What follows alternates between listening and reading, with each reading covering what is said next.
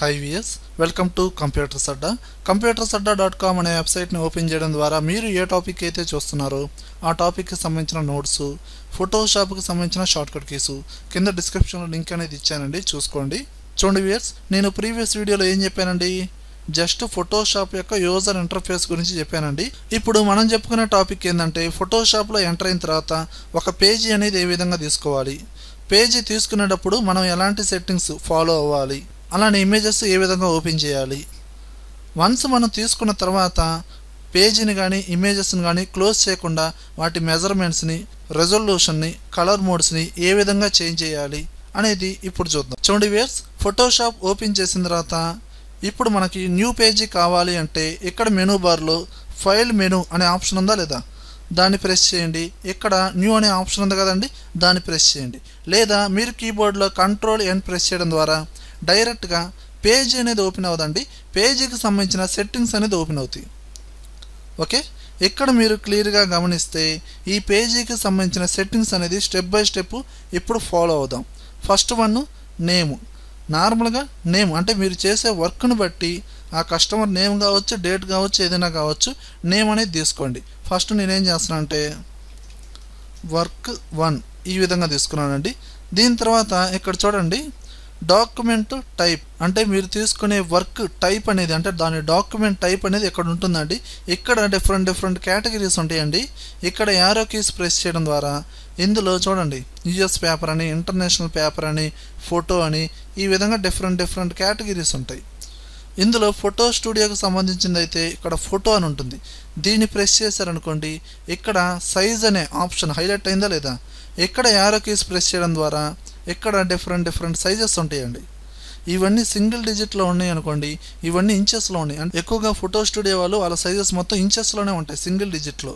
అంటే మీకు విడ్త్ తక్కువ, హైట్ ఎక్కువ కావాలంటే పోర్ట్రేట్లో, అండ్ ల్యాండ్స్కేప్ అంటే విడ్త్ ఎక్కువగా ఉంటుంది. ఈ విధంగా సైజెస్ చూసుకోవచ్చు. అంటే మీరు ఇక్కడ ఏ సైజ్ అయితే మీరు సెలెక్షన్ చేశారో ఆటోమేటిక్గా దాని మెజర్మెంట్ అనేది ఇక్కడ డిస్ప్లే అవుతుంది. చూడండి, విడ్త్ అనేది 2 ఇంచెస్, హైట్ అనేది 3 ఇంచెస్, అండ్ రెజల్యూషన్ వచ్చి 300. ఓకే, ఇప్పుడు మళ్ళీ మీరు సైజులోకి వెళ్ళి ఇక్కడ ల్యాండ్స్కేప్ 8x10 అని అనుకోండి, ఆటోమేటిక్గా చూడండి విడ్త్ అనేది 10 ఇంచెస్ అండ్ హైట్ అనేది 8 ఇంచెస్ ఈ విధంగా కన్వర్ట్ అవుతుంది. అలానే మీరు మళ్ళీ డాక్యుమెంట్ టైప్లోకి వెళ్ళి ఇక్కడ మీరు ఇంటర్నేషనల్ పేపర్స్, అంటే మనకి A4 పేపర్, A3 పేపర్స్ ఉంటాయి కదండి, ఇవన్నీ చూజ్ చేసుకోవచ్చు. ఇందులో ఇప్పుడు మీరు A4 పేపర్ చూజ్ చేసుకున్నారనుకోండి, దాని మెజర్మెంట్స్ అనేది కింద వచ్చేస్తాయి. చూడండి, విడ్త్ అనేది 210 మిల్లీమీటర్స్లోకి కన్వర్ట్ అయిపోయింది అనమాట, అండ్ రెజల్యూషన్ వచ్చి 300. ఈ విధంగా చూసుకోవచ్చు. ఇప్పుడు జనరల్గా మనము ఒక స్టూడియో ప్రకారంగా చెప్పాలి అంటే ఫోటో తీసుకుందాం. ఇందులో మీకు కావాల్సిన సైజ్ కరెక్ట్గా గుర్తుంచుకోండి. నేను ఇక్కడ ల్యాండ్స్కేప్లో 5x7 అంటే విడ్త్ అనేది 7, హైట్ 5 ఇంచెస్లో తీసుకున్నానండి. అలానే మనకి ఈ ఓల్డ్ వర్షన్స్లో చూసుకుంటే ఇన్ని కేటగిరీస్ ఉండవండి. అంటే మనకి డాక్యుమెంట్ టైప్లో ఇచ్చిన ఇన్ని కేటగిరీస్ ఓల్డ్ వర్షన్స్లో ఉండవండి. ఓకే, ఈ విధంగా చూసుకోవచ్చు. అలానే కలర్ మోడ్ చూసుకుంటే ఇక్కడ మనకి ఈ యారో కీస్ని ప్రెస్ చేయండి. ఇక్కడ RGB CMYK అంటే టెలివిజన్ స్క్రీన్స్లో డిస్ప్లే అవ్వాలంటే RGB కలర్ మోడ్ అని, ప్రింటింగ్ ప్రెస్లో యూస్ అంటే ప్రింటింగ్ ఇవ్వాలి అంటే మీ work CMYK colour mode use చేయాలని నేను ప్రీవియస్ వీడియోలో చెప్పానండి. అంటే ఈ మెయిన్ ఈ 2 కలర్ మోడ్స్ బాగా యూస్ చేయొచ్చు. అంటే ఒక ఫోటో స్టూడియో ప్రకారంగా చెప్పాలంటే నేను ఇక్కడ RGB కలర్ మోడ్ చూజ్ చేసుకున్నాను. ఈ విధంగా చూజ్ చేసుకొని ఇప్పుడు ఓకే ప్రెస్ చేస్తున్నాను. ఎప్పుడైతే ఓకే ప్రెస్ చేస్తారో ఆటోమేటిక్గా వర్క్ 1 అనే నేమ్తో 5x7 అంటే విడ్త్ 7 అండ్ హైట్ వచ్చి 5 ఈ మెజర్మెంట్తో పేజీ అనేది ఓపెన్ అవుతుందండి. ఓకే, చూసారు కదా, పేజీ ఓపెన్ అయింది. ఇదిగోండి ఇక్కడ డిస్ప్లే అవుతుంది చూడండి, వర్క్ 1 అండ్ కలర్ మోడ్ కూడా ఇక్కడ డిస్ప్లే అవుతుంది చూడండి. అంటే టైటిల్ అండ్ కలర్ మోడ్ ఈ విధంగా డిస్ప్లే అవుతుంది. ఎప్పుడైతే పేజీ తీసుకున్నారో ఆటోమేటిక్గా లేయర్ ప్యాలెట్లో డిస్ప్లే అవుతుంది చూడండి. ఇప్పుడు ఈ పేజీ క్లోజ్ చేశారనుకోండి, ఎలా క్లోజ్ చేయాలి, ఇక్కడ ఇంటూ బటన్ ఉంది కదా, దీన్ని ప్రెస్ చేయండి. ఆటోమేటిక్గా లేయర్ ప్యాలెట్లో కూడా పోయింది చూడండి. మళ్ళీ ఫైల్ మెనూలోకి వెళ్ళి న్యూ, మళ్ళీ ఏదో ఒక నేమ్ ఇవ్వండి, వర్క్ 1 5x7 తీసుకున్నారు, ఓకే అన్నారు అనుకోండి, ఆటోమేటిక్గా ఓపెన్ అవుతుంది. అలానే మళ్ళీ అగైన్ ఇంకో న్యూ పేజీ తీసుకుంటున్నాను అండి, ఫైల్ మెనూలోకి వెళ్ళి న్యూ. ఇప్పుడు మళ్ళీ సెట్టింగ్స్ ఓపెన్ అయినాయి. ఇప్పుడు నేను దీనికి వర్క్ 2 మళ్ళీ దీని సెట్టింగ్స్ మారుస్తున్నాను అండి. ఇదేంటంటే నేను సైజ్ వచ్చి నేను ఇక్కడ 4x6 తీసుకుంటున్నాను. ఓకే, ఇలా తీసుకొని ఓకే అన్న. ఆటోమేటిక్గా ఇక్కడ వచ్చింది చూడండి, ఇదేమో వర్క్ 1, ఇదేమో వర్క్ 2. వీటిని దీని మీద ఇలా ప్రెస్ చేసి, అంటే ఈ టైటిల్ బార్ మీద ప్రెస్ చేసి ఈ విధంగా డ్రాగ్ చేసుకోవచ్చు, ఇండివిజువల్గా మూవ్ చేసుకోవచ్చు. ఎప్పుడైతే మనం డ్రాగ్ చేసామో ఇప్పుడు మనకి ఫోటోషాప్లో ఒక పేజీకి సంబంధించిన కంట్రోల్ బటన్స్ టోటల్గా డిస్ప్లే అవుతాయి. Minimize, maximize, close. ఓకేనండి, వీటిని మీరు సపరేట్గా క్లోజ్ చేసుకోవచ్చు, మినిమైజ్ చేసుకోవచ్చు, మ్యాక్సిమైజ్ చేసుకోవచ్చు. మళ్ళీ రీస్టోర్ డౌన్ అన్నారు అనుకోండి, మళ్ళీ చిన్నదిగా వచ్చేస్తుంది. ఇప్పుడు మీరు దీన్ని అన్నారు అనుకోండి, ఇవన్నీ ఫోటోషాప్కి సంబంధించిన కంట్రోల్ బటన్స్. ఈ కంట్రోల్ బటన్స్ ఇవేమో ఫోటోషాప్లో పేజెస్కి సంబంధించిన కంట్రోల్ బటన్స్. ఓకే, అలానే ఇమేజెస్ ఓపెన్ చేయాలంటే మీరు ఫైల్ మెనూలోకి వెళ్ళి ఓపెన్, లేదా కీబోర్డ్లో కంట్రోల్-O ప్రెస్ చేయండి. మీకు డైరెక్ట్గా ఇమేజెస్ ఓపెన్ అవ్వండి. మీ కంప్యూటర్లో ఇమేజెస్ ఎక్కడైతే ఉన్నాయో ఆ స్పాట్కి వెళ్ళాలి. ఓకేనండి, అంటే డీ డ్రైవ్లోనే, డాక్యుమెంట్స్లోనో, డౌన్లోడ్స్లోనే ఎక్కడో చోట ఉంటాయి కదా, అలా మీరు వెళ్ళి అక్కడ ఏదో ఒక ఇమేజ్ని ఓపెన్ చేయండి. ఓకే, నేను ఒక ఇమేజ్ని సెలెక్షన్ చేసి ఓపెన్ అన్న, ఈ విధంగా ఓపెన్ అవుతుంది. ఇప్పుడు దీన్ని కూడా ఈ విధంగా డ్రాగ్ చేసుకోవచ్చు. ఓకే, ఇప్పుడు చూడండి, ఇప్పుడు ఈ ఇమేజ్ మీద ఎగ్జాక్ట్గా టైటిల్ డిస్ప్లే అవుతుందా లేదా, నజీరియా. ఈ ఇమేజ్ కలర్ మోడ్ ఏంటండి, RGBలో ఉంది. ఈ విధంగా చూసుకోవచ్చు. కానీ ఒక పేజీ తీసుకునేటప్పుడు దాని సెట్టింగ్స్ ఇచ్చి ఓపెన్ చేశారు, అంటే ఇంత మెజర్మెంట్లో కావాలి, ఇంత రెజల్యూషన్ కావాలి, ఈ కలర్ మోడ్లో కావాలి అని. కానీ ఒక ఇమేజ్ ఓపెన్ చేసేటప్పుడు ఆటోమేటిక్గా ఓపెన్ అయింది.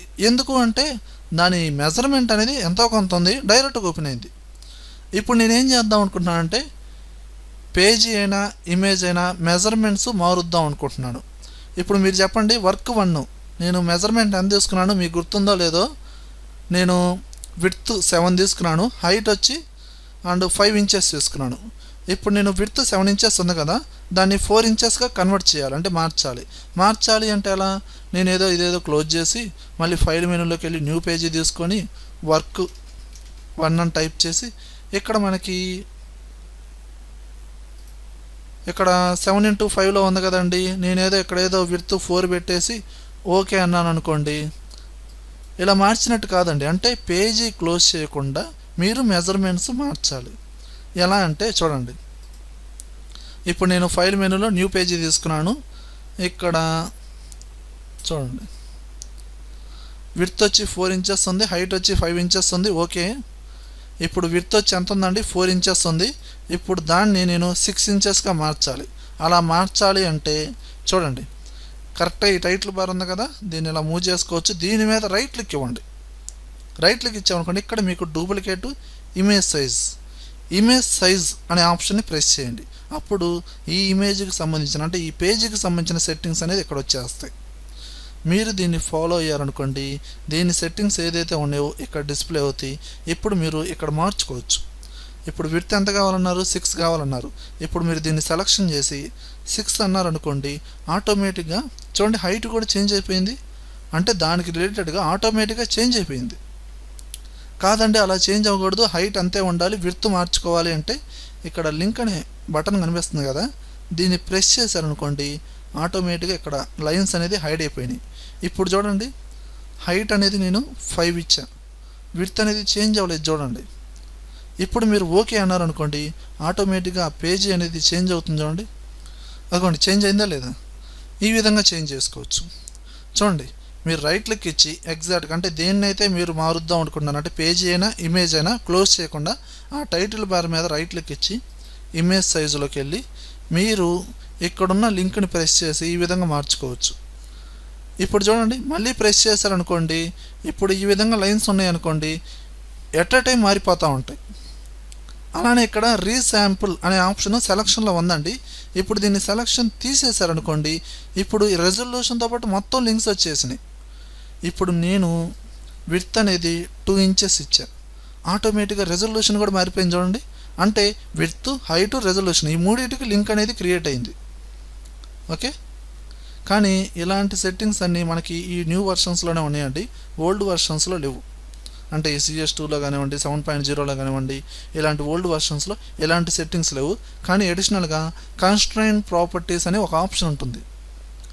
దాన్ని సెలక్షన్ అంటే అది సెలక్షన్లో ఉందనుకోండి, అప్పుడు మీకు ఏమవుతుందంటే విడ్త్ హైట్ ఇండివిజువల్గా మార్చుకోవడానికి కుదరదు.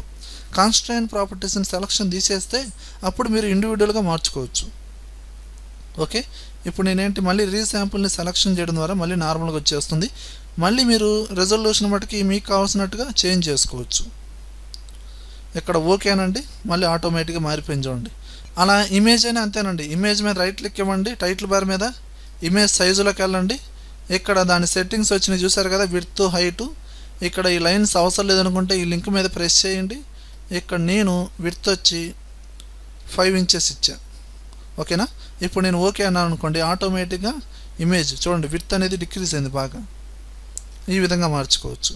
ఓకేనా, అలానే చూడండి నేను ఇంకో ఇమేజ్ ఓపెన్ చేస్తున్నాను, దీన్ని క్లోజ్ చేశాను. ఫైల్ మెనూలోకి వెళ్ళి ఓపెన్, ఒక ఇమేజ్ తీసుకుంటున్నాను ఏదైనా. ఓకే, చూడండి ఇప్పుడు ఈ ఇమేజ్ టైటిల్ ఏముంది, అంజలి అని ఉంది, అండ్ కలర్ మోడ్ వచ్చి RGBలో ఉంది. అలానే ఇప్పటిదాకా మీరు ఏం చేశారంటే పేజీనైనా ఇమేజ్ అయినా ఓపెన్ చేశారు, అండ్ రైట్ క్లిక్ ఇచ్చి ఇమేజ్ సైజులోకి వెళ్ళి దాని సెట్టింగ్స్ రెజల్యూషన్ మార్చారు. మరి కలర్ మోడ్ మార్చాలి అంటే మరి పేజీ కలర్ మోడ్ ఏమో RGBలో ఉంది, ఇమేజ్ కలర్ మోడ్ కూడా RGBలో ఉంది. దీన్ని CMYK కలర్ మోడ్లోకి మార్చుకోవాలి. అది ఎలా మార్చాలి అంటే చూడండి, ఇప్పుడు దీని మీద రైట్ క్లిక్ ఇచ్చి ఇమేజ్ సైజులోకి వెళ్ళారనుకోండి, ఇక్కడ కలర్ మోడ్ అనే ఆప్షన్ లేదండి. ఓకే, ఇప్పుడు మీరేం చేయాలంటే మీరు ఏ ఇమేజ్ని అయితే కలర్ మోడ్ చేంజ్ చేద్దాం అనుకుంటున్నారో, అంటే ఇమేజ్ అయినా పేజ్ అయినా కలర్ మోడ్ మార్చాలి అంటే మీరు ఆ ఇమేజ్ని సెలక్షన్ చేసి మనకి మెనూ బార్లో ఇమేజ్ మెనూ డిస్ప్లే అవుతుందా లేదా, ఈ ఇమేజ్ మెనూలో మోడ్ అనే ఆప్షన్ ఉంటుందండి.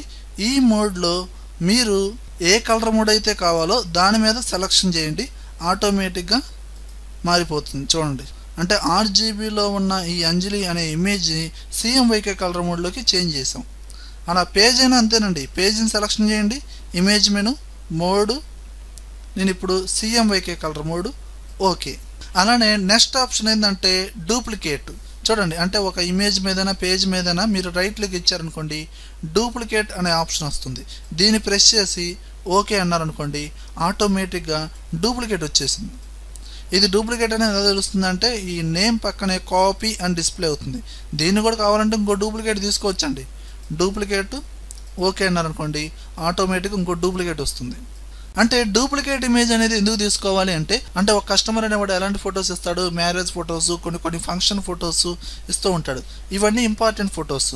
మరి ఒక కస్టమర్ ఫొటోస్ మీద మనం వర్క్ చేసేటప్పుడు డూప్లికేట్ తీసుకొని దాని మీద వర్క్ చేయాలి. ఎందుకు అంటే మనం ఒరిజినల్ దాని మీద చేసామనుకోండి డూప్లికేట్ తీసుకోకుండా, అప్పుడు ఏం జరుగుతుందంటే పొరపాటున బై మిస్టేక్ ఏదైనా మిస్టేక్ జరిగి అది సేవ్ అయిపోయింది.